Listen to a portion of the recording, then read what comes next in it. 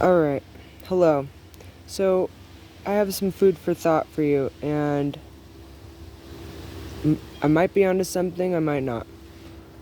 So, apparently, there's this, entity called, I think, Mammon, and it is known as, in the little bit I've listened to about it, it is known to come to people when they get, riches, and it's a sign that, the riches that one hath receiveth is not of God, and the mammon spirit then is all of a sudden somebody will get a bunch of money, but then a bunch of other stuff goes awry, and the claim is that the if it's of God, then things would continue to expand. Things would you would not personally then experience the mammon spirit if it is of God and you're on the path of God.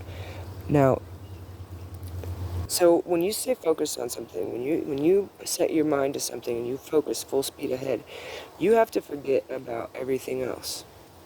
That's what focus is. You have to let everything fall away. And so in many ways it's almost obvious, it's the difference is that internally, if it's of God, you're not going to be experiencing internal turmoil. You're going to be at peace with what is happening. Now, does this mean that you have numbed yourself to other people's pain to get rich? Or does this mean that you have just committed to something and other things fell off to the sideline? The other thing that's coming up for me is that you cannot, in the material realm at least, I mean, please correct me if I'm wrong, you can't have the good without the bad. You can't have, something can't be beautiful unless something is ugly. The contrast is what defines our boundaries and what we think of ourselves, what we think we are. And so this is when I was really beginning to pray a lot, I would give up all of the bad things, the things that I considered bad, to God. Like, here, take this, take this, take this, take this. But then all of a sudden, it hit me that I had to also give up the good to God as well, in order to let go of those bad things, because they were bad things, because I considered something else to be gooder. Okay? So what I'm saying is that I think that the mammon spirit is worth rebuking, like believing in the idea that something bad has to happen for something good to happen. I do think that good things can inspire more good things. I mean, I've seen it. Whether you're inspired to do something bad, whether you're inspired to do something good, but that's how inspiration works. You become inspired, sparked to do more good things regardless of the bad things, because you realize that the bad things come with the good. It just is inseparable in many ways. And so the angst about it is like, does this mean I have to accept these bad things? Or does this mean that I have to accept these things that you call bad to be bad? How many times do we have to go through that in life where somebody, puts us down, and either we agree to the put down or we don't? And how long has it, it takes a lot to break certain agreements, because if we've lived our life abiding by those agreements, and then all of a sudden one day we're like, I don't have to be that. That's not anything. And so, it's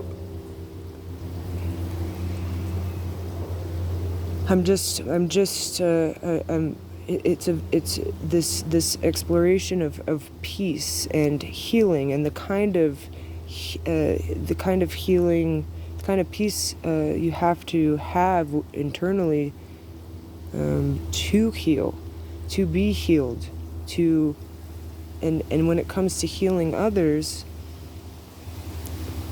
I mean, it's not necessarily about healing anyone. I think in many ways it isn't a matter of like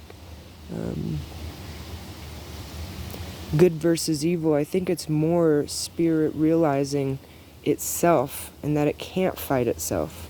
And sometimes we do this to ourselves where we think we're one or the other, and we divide ourselves, and we're not, and we're competing with our nature. We're competing with parts of ourselves, and that it's not. It's just a deeply ingrained nature, and so in many ways, like, it's very good to have compassion just in realizing our nature is part of it. Like, if we are our own blind spots in many ways, like, and I mean, I don't know about you, but in the past few years, the mirroring that I have seen is profound. Like, if I go to judge something, like, it gets, like, the universe, God shows me immediately if I start judging someone, and it's not, and it puts me in check, because, I mean, I really, who am I to judge? And I'm grateful for it, but, and there's no ifs, ands, or buts about it.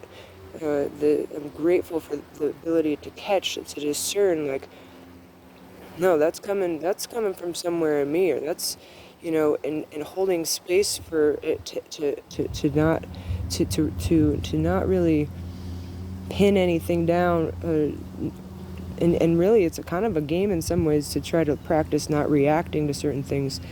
But I do think that there's a line. There's some things that do need a reaction, and there's some things that it isn't a reaction. It's a long time coming. It's a long, like, what I mean by that is, like, take a really, like, loyal person.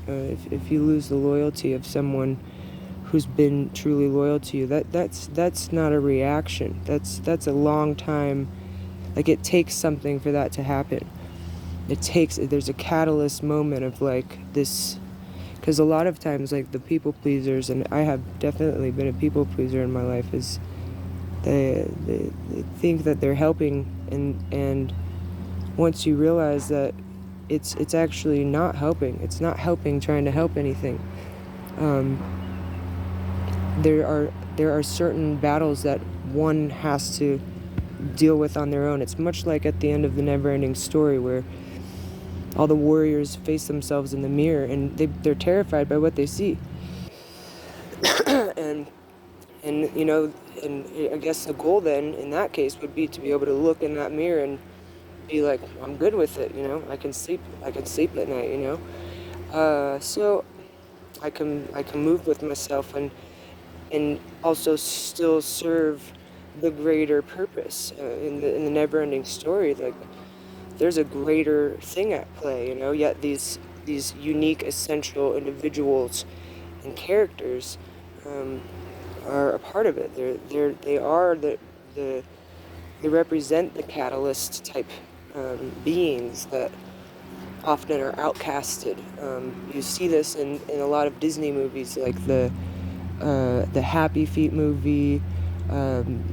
There's some other ones that I can't think of off the top of my head, but in that one, the penguin can't sing, but he can dance. And in the end, even though everybody sees it as a bad omen, and it ends up saving them. It ends up being the thing that saves the entire penguin community, and it also connects them to the humans who are just being humans. There are humans who don't, they're just as scared of the penguins as the penguins are of them in many ways. There's a few other good ones that I wish I could think of off the top of my head. There's like a zebra one, I think, or something. But there's just this kind of ancestral belief system that has to continue to get checked. And again, in a way in many ways, that's spirit checking itself. It's like we forget for some reason, like, the days that we had to go through something, or the days that we were young, or we forget that we've never been there before. And as much as we can imagine, there is a point of having to let somebody tell their story for themselves, and not being the channel for them, letting, I don't know where I'm going with that, but at all, I don't know what that means, but thank you for listening, and I hope that this reaches whoever it needs to, and if I'm wrong on this, I'm not sure it's a matter of fault, and I'm finding when you do try to pin down a matter of fault on someone, it's because someone else is not taking accountability for something, and it's a very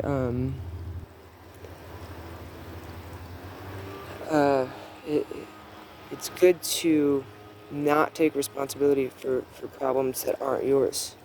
It's a good thing.